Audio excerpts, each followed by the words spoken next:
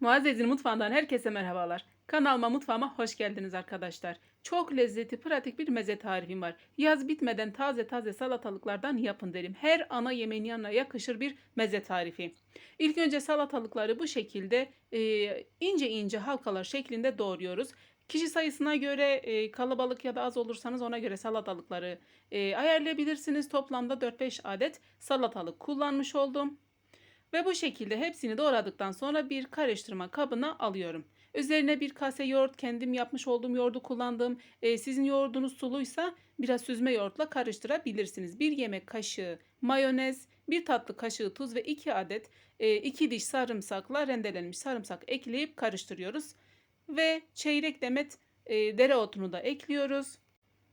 İyice karıştırdıktan sonra güzelce bir servis kasesine alıyoruz.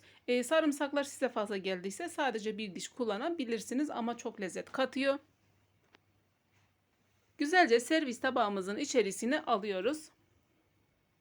Düzelttikten sonra üzerine biraz daha dereotunu gezdirdikten sonra bir avuç kadar cevizini de ekleyip artık sunuma hazırlıyoruz. Dilerseniz burada siz cevizleri biraz yağda kızartabilirsiniz ama ben en sağlıklı, en güzel, en lezzetli haliyle bu şekilde sizlere sundum. Umarım beğenmişsinizdir. Videomu buraya kadar izlediğiniz için çok teşekkür ederim. Videomu beğenmeyi, kanalıma abone olmayı unutmayın lütfen. Kanalımda birbirinden güzel ve lezzetli tarifleri görebilirsiniz.